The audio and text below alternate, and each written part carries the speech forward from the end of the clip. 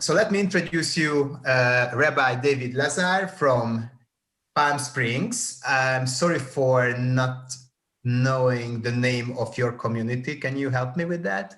Or Hamidbar. Oh, wow. Or Hamidbar, which means like the light of the desert. And we've been knowing each other for more than 10 years, I think. I won't say that 15 because maybe that wouldn't be true, but actually, yeah, more than 10 years. That's for sure. And we got to know each other in Israel, and then David became a sort of unofficial visiting rabbi of Dor Hadas and Marom, and also an unofficial advocator of us in the Masorti movement. Yeah, so there were like some very interesting situation, and a very good friend of us. A couple of people in our community been actually, I think Hitchatnu, like they married with each other with David. David was the rabbi, and I don't know for how long we didn't see each other, but then David from Israel moved to Sweden and he became the rabbi of Stockholm.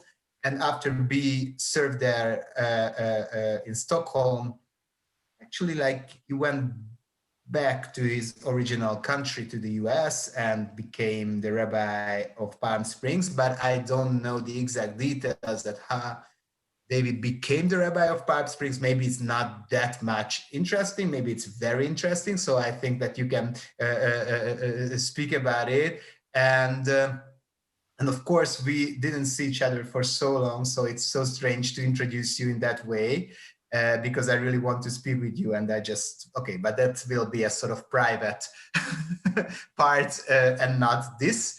So please welcome Rabbi David Lazar in this Zoom Kabbalat Shabbat, and we will start our study part or study session with him. Please, David, thank you so much for being with us. And it is such a pleasure, and it's so lovely to see the Dor Hadas of Dor Hadas, right? The new generation. I see your child Yuli with Yuli, and Anna I saw a second with Yaakov. And who's what's this one's name? Andri. Okay, I guess everybody's on. But anyway, it's wonderful to see all these new little faces and the old faces that I know from beforehand. You can see the sun is coming in from the outside. I think you were about to ask what's the temperature here, or it's 20 degrees today. So it's a little bit cool for us. The sun is shining as it does almost every day. In the summer, it gets pretty hot, sometimes even to 50 degrees, 51 degrees. We stay inside a lot. The reason I got here was it's about a 2-hour drive from Los Angeles, where I grew up, where my mother is. She's 92, and I wanted to be closer to her in the last part of her life.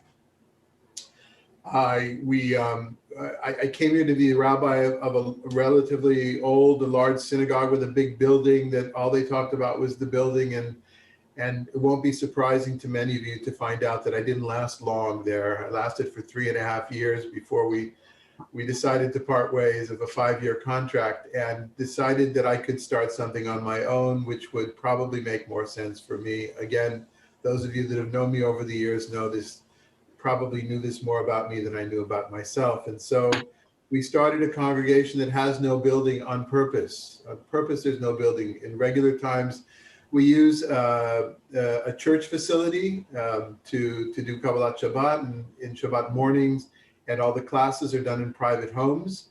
I just saw how much that buildings and the talk about buildings, and you can identify with this in Budapest as well, how the building very often becomes the main part of the congregation, the community, and people forget about the people and the souls of the people. And we do study, and we do prayer, and we do social justice work. I'm involved quite a bit with the churches in our area and with the mosque where I live is called Coachella. You may know from Coachella concert, the festival. I live in the Coachella Valley, and there's a mosque which is down valley. It's about a 40-minute drive. In regular times, I'm there for Friday prayer, probably once a month. And 2 to 3 Sundays a month, I'm in different churches or teaching. I just finished teaching a class on the gospel according to Matthew. That's been an interest of mine the last few years. In the same way that I would teach, our kind of Hebrew text. And you know that I'm in love with text, and I've always done text with Dor Hadas and with Marom in Budapest. Well, today I'd like to do something a little bit different with you, but we did it once. I remember, I don't know how many years ago it was, that we did something on Purim up in the restaurant, that lovely restaurant that I think it means goose or something, kolbach, something like that. There's a restaurant. What was the name? Like Kőleves. Kőleves, yeah. Right. So we did something once for Purim there with images from my friend's collection of Judaica, and some of you have known over the years I've been treating these images, these pieces of Jewish ritual, as if they're a text, like the Talmud or rabbis from the medieval times, whatever it is. There's a lot to learn from them, and it's not so much, for me, it's not the history of the community where they came from. That interests other people. I'm kind of interested in where we might go in our thinking, and what I wanted to do with everybody today was, now that we've done our 8 days of Hanukkah, and we're saturated with light, and we're saturated with being together with family, I hope, to think about what we can do with this experience, not only for next year, but what we do now, just having done this experience, to let it last a little bit longer and continue to provide light in the winter. So I will, if I may, I need to, Andy, I need to be able to screen share. If you can host me. So I will add you as a host. And it's all right with me if you want to unmute people, if they can, be reasonable with their own thing. If people want to interrupt with a question or a comment, that's all right with me. I don't know how you're used to doing it, so it's up to you. No, I'm still disabled. Yeah. No, I did it now. So you're the host. Don't forget to add me back when you finished. And I think also, like, everybody, if anyone has a question, they can address it, and until that, everybody will mute themselves. Okay.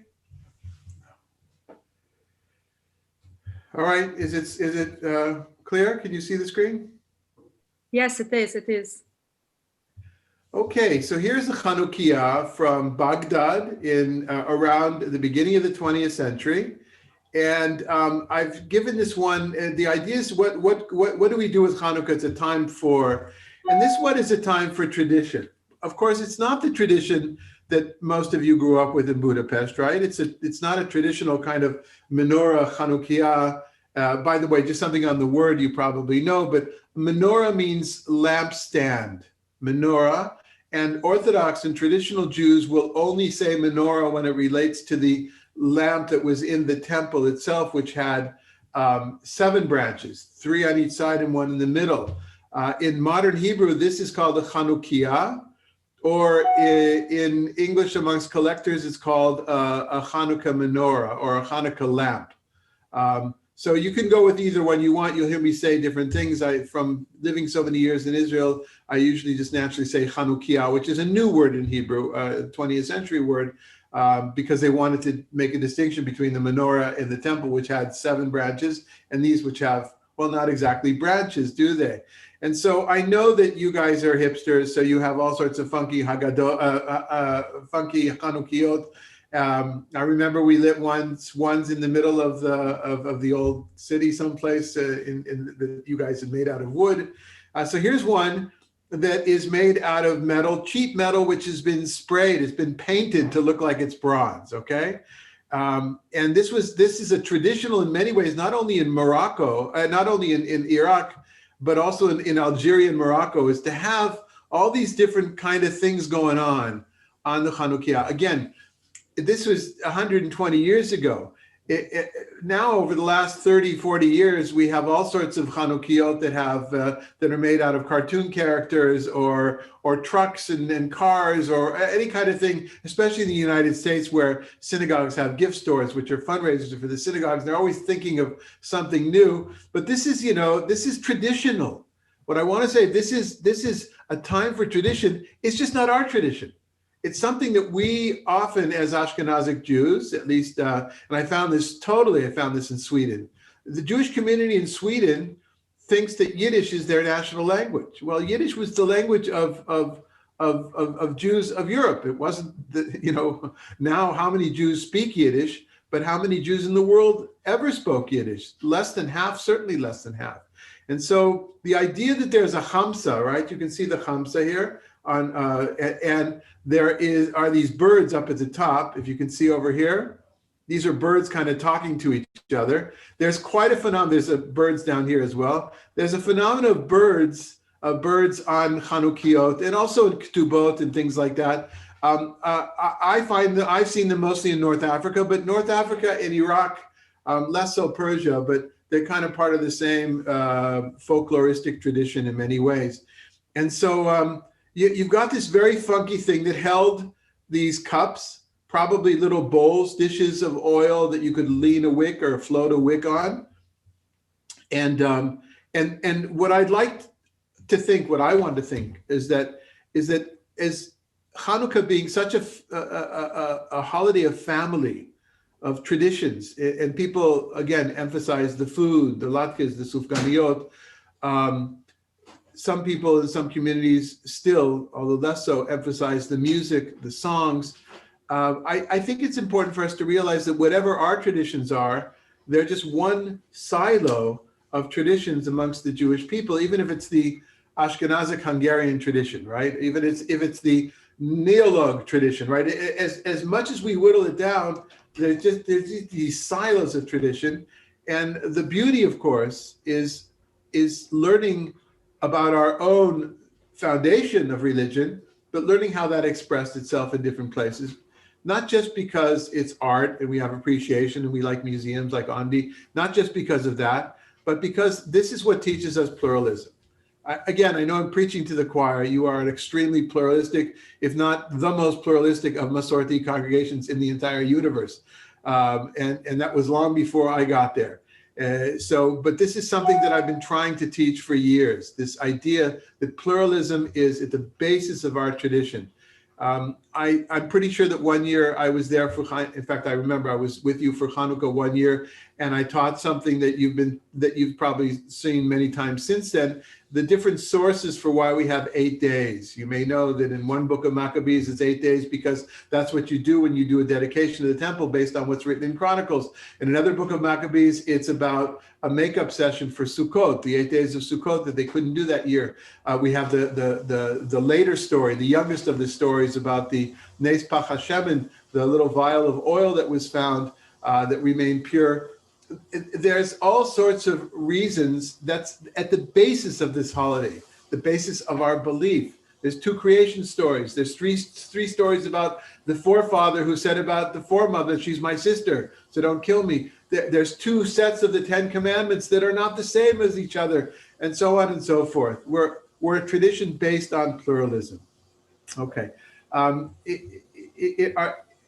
If there's any question, Andi, do you want to wait questions to the end, or do you want to wait to the end of each slide? I think it's like let's wait for the end, and if somebody has like an important question. Okay, I can always go back. Okay, so you'll let me know because I'm not looking at I'm looking at the camera, I'm not looking at the screen. Okay. Yes. So, time for environmental awareness. You may have heard people talk about Hanukkah in terms of the fact that enough resources for one day lasted for 8 days, and you could see it as a miracle, but you could also see it as a lesson, and we need to manage our resources better. And of course, something that you've talked about in your kehillah, in your community many times. There's also recycling, and recycling, as many of us know, that we try to be more environmentally conscious and aware. recycling is nice, but it's not the best. The best is not using, it's using less. But once you've got something in this world, it's best to try to find out how to recycle. And I'm doing this, usually I would do this slow and ask people to look at this and tell me what they see. And I will ask you, what do you see in this Hanukiah? At the bottom, you can see place for the oil. We can talk another time why there's no place for the shamash. It's not that interesting or important for today. You can see here an R Rex. You can see maybe an eagle. You can see at the bottom here drums or cannons. And you see this little thing up here that has screws on both sides. Well, this is from Prussia, and it's relatively old. And this is not the only one like this. I think there's 13 or 14 of these in museums and collections around the world. I think I'm only going to show you one thing which is unique, as far as I know today, to Bill Gross, my friend's collection. But this, to understand what this is, you need to see. This is the piece of the helmet of these Prussian soldiers. And it was recycled because it's a piece of brass. And by the way, this is a hole.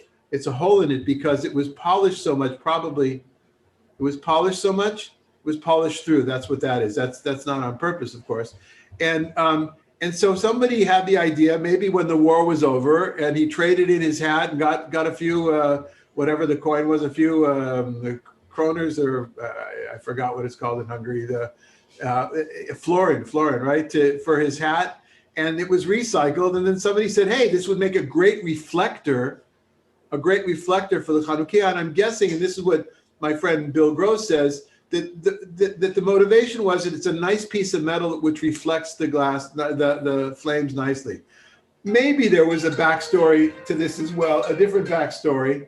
And at least it's a message I'd like to, besides it being a great example of recycling, perhaps it's also an interesting expression of the verse in Isaiah of beating the swords into plowshares, right? That vision for the future.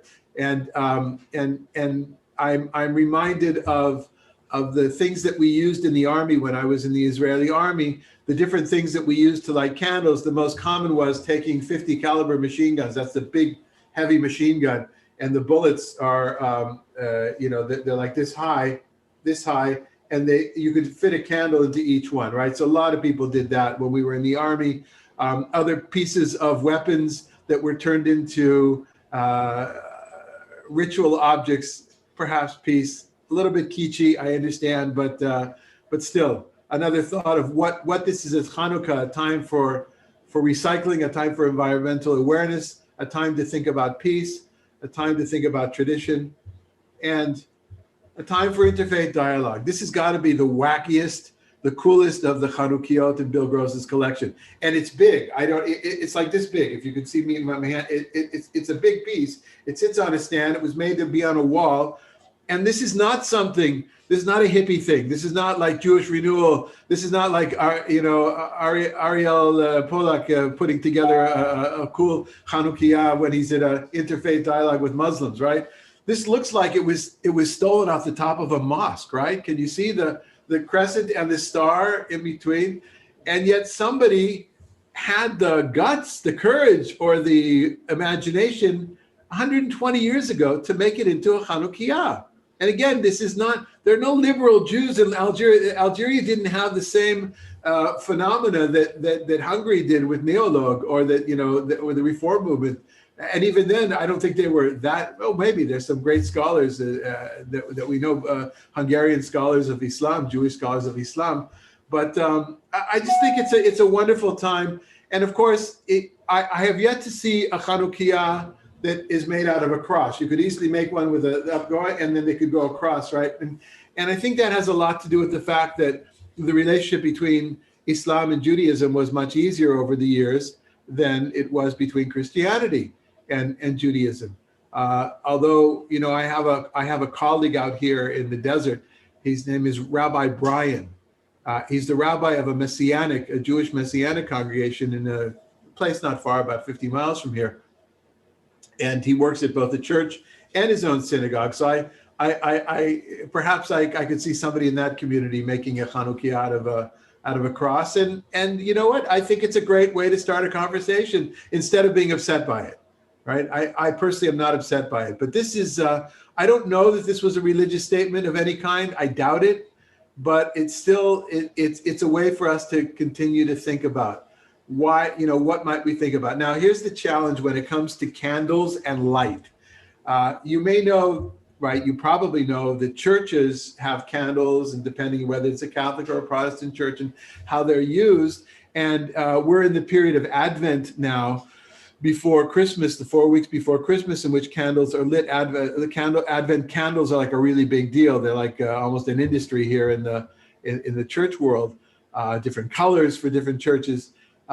So it's easy for Jews and Christians to talk about the light and candle and the spiritual sense of it. You know, the verses that we share from the Hebrew Bible with Christians, from Proverbs and Psalms, that talk about like Ner Adonai Nishmat Adam, right? God's candle is the soul of a person. That's great for our interfaith dialogue with Christianity. The challenge comes with Islam because there is no, as far as I can find, there is no ritual use of candles, of light in Islam. And I saw an explanation why, which makes sense to me, is because of the stress or the tension over the years between Islam and Zoroastrianism. You may know that in Zoroastrianism, fire is a big deal, right? You may know from, I don't know if there's any Persians in Budapest, but they have the celebration every year in Stockholm where you would jump over the fire and stuff like that. And so, it's more of a challenge, right? And I don't know if we. By the way, this is not an Islamic symbol. I should have said that again. It's become an Islamic symbol, but it wasn't, right? It was the symbol of the Ottoman Empire. Hence, it's on the flag of Turkey and any number of former Ottoman Empire nations that preserve that emblem. But it's become now a symbol of Islam. But that's relatively recent. Still, it's an interesting way to start the conversation about interfaith dialogue.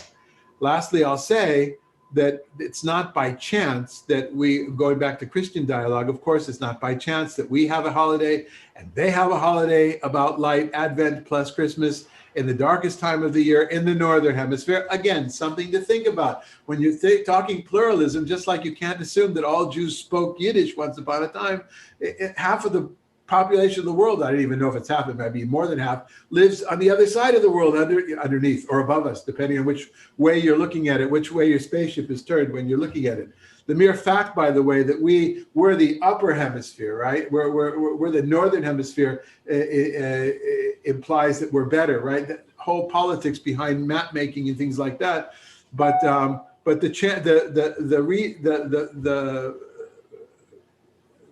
fact that both Christianity and Judaism have a light about darkness at this time of year, of course, is no coincidence, and we'll talk about that in just a second.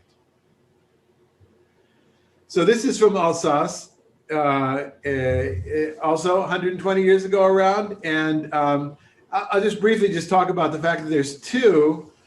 You may know there were two systems in the Talmud, one according to Beit Hillel, Beit Shammai, and again, another time we could do this. It's not that important right now, but some people have suggested that the top one of the layers was started with 8 and then went down to 1. The other one started with 1, went up to 8. The way that we do it, Bill Gross says most probably it was made for a father and son.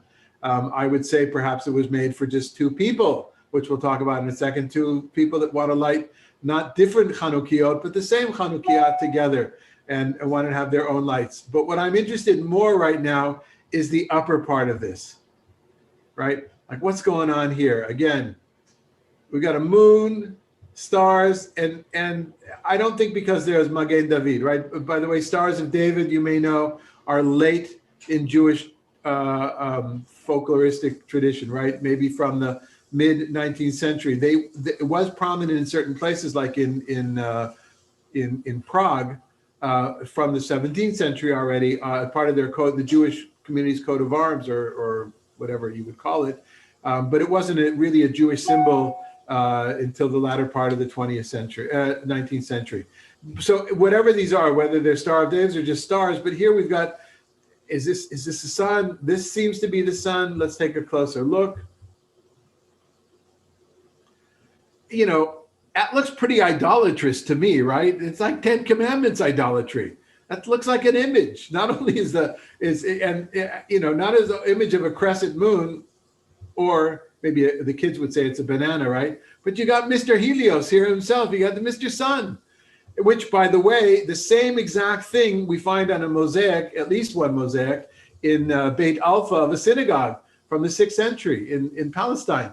In other words, there were times when those things were not considered to be idolatrous, as in Alsace at this time, for instance. But in other times, of course, it would be. It depends on the culture. But what I like about this is it reminds us, if we go back to, sure, we have the Hanukkah lights down here, but we also have the heavenly lights up here.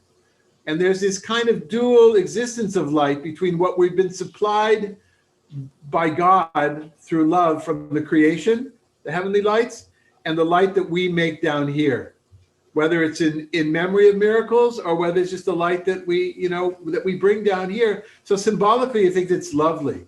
But when you get just to the top part, you remember this, there's this whole light thing going on. It is the darkest time of the year, the winter solstice in the northern hemisphere, of course, and that brings us to the original reason of 8 days, because there was a pagan holiday of 8 days. It was Roman. The Talmud talks about it, not in the context of Hanukkah, but in the context of idolatry, of Avodah Zarah. It talks about these 2 8 days holidays, one leading up to the winter solstice, the 21st of December, one leading away from. And there's no doubt in my mind, and I think many, many historians would say today, that the basis for Hanukkah is pagan. It has to do with the time of year. And the basis of Christmas is pagan. And the basis of Kwanzaa, maybe. I don't know much about Kwanzaa. But that brings us together with all of humanity. It's universalist, but it also has us pondering what's happening up in the sky. A friend of mine posted on Facebook this morning a picture from the sky last night here in Palm Springs. You could definitely see, I think it's maybe one of the planets at the bottom, a very bright star, and the partial moon at the top. And then finally, we can talk blah, blah, blah, blah about all this ideology and this liberal stuff and the things that I love to talk about. But the bottom line is, it's a time to be together. And togetherness is 2 people at least. It could be more than 2 people. And it can be lovers, it could be children and parents, it could be siblings, it could be just wonderful, wonderful friends.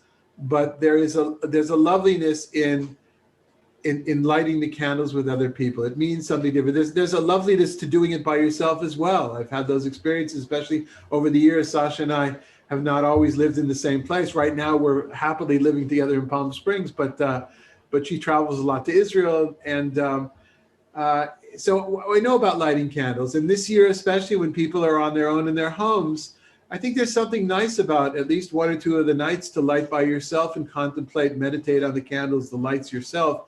But there's also a lot to be said for doing things together. I couldn't find in my notes when this Hanukkah is from. And when you look at it from on the right-hand side, it looks okay. It's very nice, very intricate, made out of brass. But look what's going on over here. Like, this is totally cool. They're like mermaids, right? Or serpents of some sort with these characteristic, one might even say Jewish noses, but these lovely noses and these kind of 2 beings together. I like the fact that they seem to be, I feel they're unisex, although maybe there might be a little hint of a breast over here, I'm not sure. But the idea that it's any 2 people together. And that's Hanukkah together. And I can't tell you how happy it is to be with you guys together on this, the cusp of Hanukkah. It's Dor Hanukkah for me, the last day here in Palm Springs. And I look forward to us doing something together in the future in person.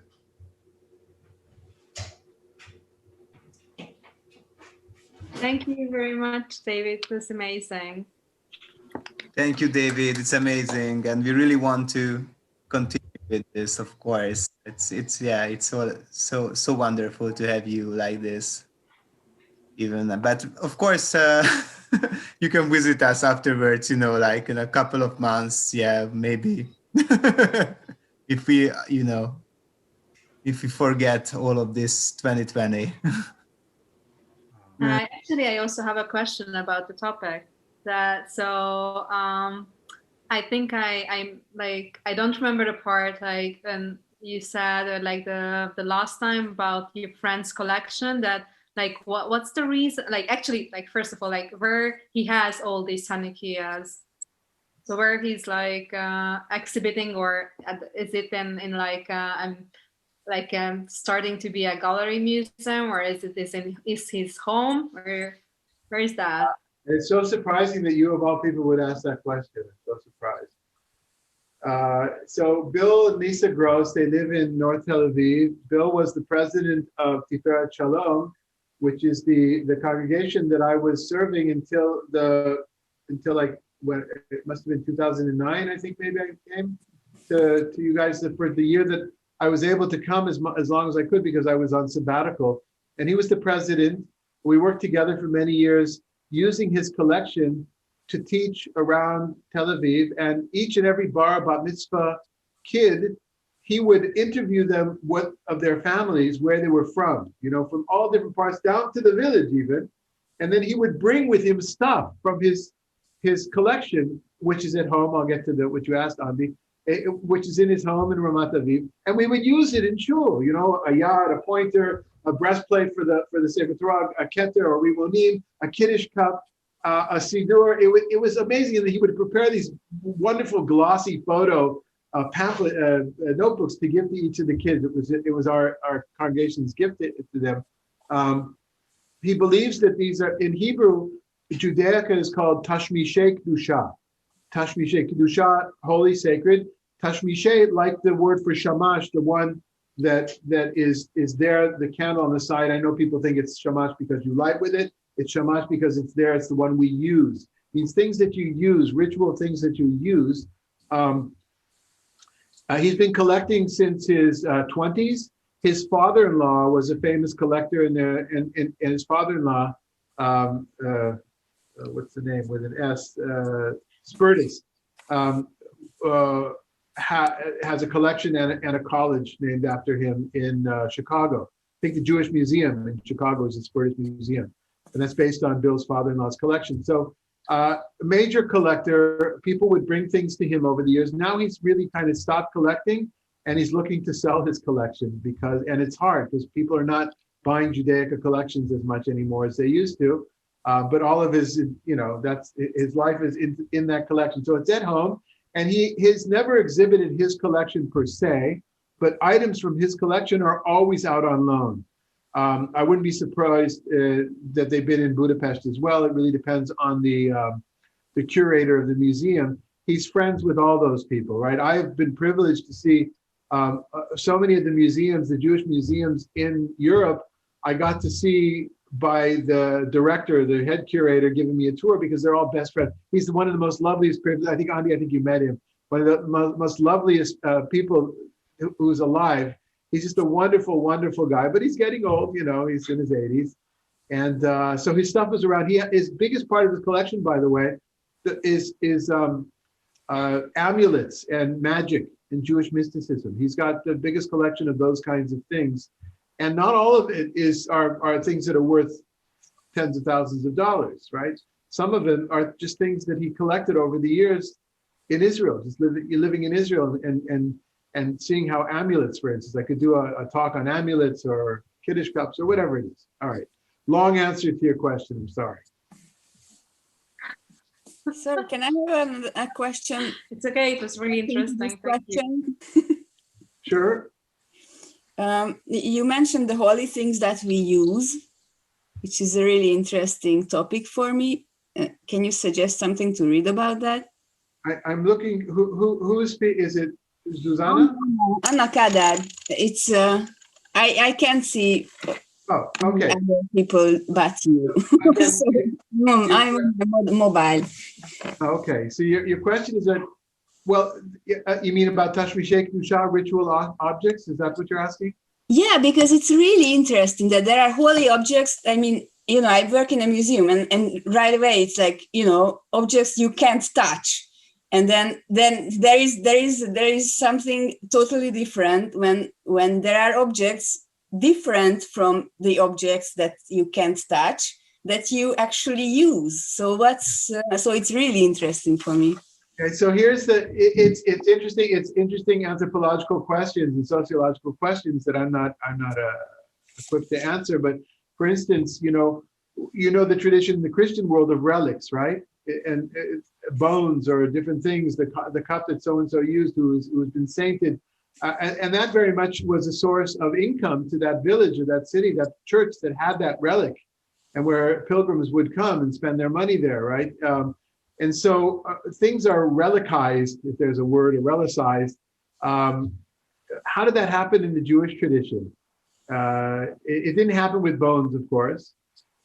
It didn't happen with clothes. We don't have sainthood in the same way, even though a tzaddik is in some ways a saint, but it's not the same as sainthood in the Roman Catholic Church. I think we were influenced by Christian culture and in general European Christian culture, in that certain things, in order to elevate their specialness, are tabooed, right? You don't touch them. You put them under glass. Now, I know ostensibly it's so that they won't get hurt. They won't get smudged, right? Or the light will protect, all those things that museum people do, and I respect that. But there's something also about it. When something is untouchable, it becomes worth more, right? Means people will come to see it. There's a financial or an economic aspect of this as well. But so Bill is very, very unique in this, right? Other collectors, many other collectors, although there are ultra-Orthodox collectors that I wouldn't be surprised if they use an old Kiddush cup and things like that, or a menorah. I would imagine they do. But in the world of the Jewish, really rich people in North America, the ones who have Judaica collections, they're all in storage or on display somewhere else. They have them just to have them, like a lot of art collectors around the world. Bill was adamant that these pieces, like the song, these boots were made for walking. These pieces were made for using. And so we would have a group of kids up in his house to do Havdalah. And he would let each one of them, I remember we had kids from LA, from Los Angeles, and kids from Tel Aviv, from the school where I was the rabbi. And they would come every year when the kids from LA would visit, and we would do Havdalah in Bill's house, Bill and Lisa's house. They had a big living room. And he would give each of the kids a spice box to handle. Now, given not the absolute most rarest of his spice boxes, which were very fragile, but all these spice boxes, which they were worth anywhere from hundreds of dollars to thousands of dollars, literally thousands of dollars. And I remember one specifically where one dropped and it broke, right? It was silver and something broke. And Bill said, don't worry about it, we'll get it fixed. As quickly as that, don't worry about it, we'll get it fixed. Can you, those of you that work in museums, or that I know some of you have worked in the museum in Dohani Synagogue, can you imagine anybody saying that? And so, yeah, so there is that aspect. But I will say to you though, for instance, Sasha and I, my wife and I, we haven't done well with ritual objects. We haven't gotten that many over the years. We've never really bought one. We've let me see if I can take you over here.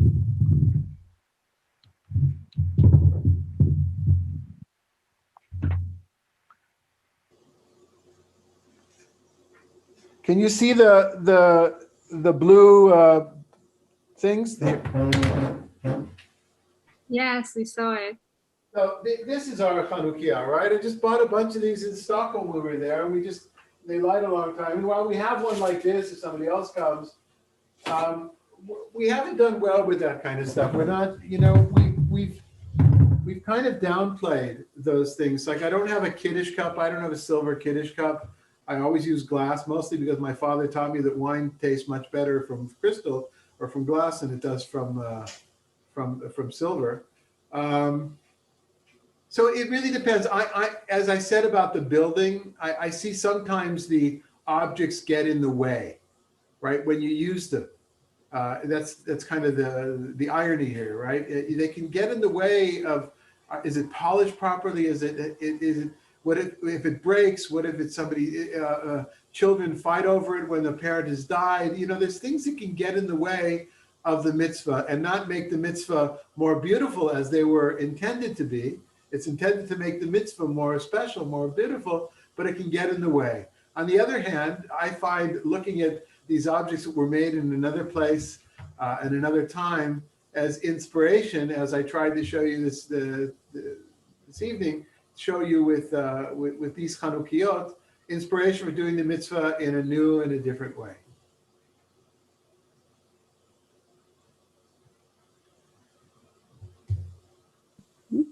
Thank you. Okay, anything else? All right then. So I wish I could stay with you for Kabbalat Shabbat, but I need to get on to the next thing. And I love all of you, and I look forward to being with you together.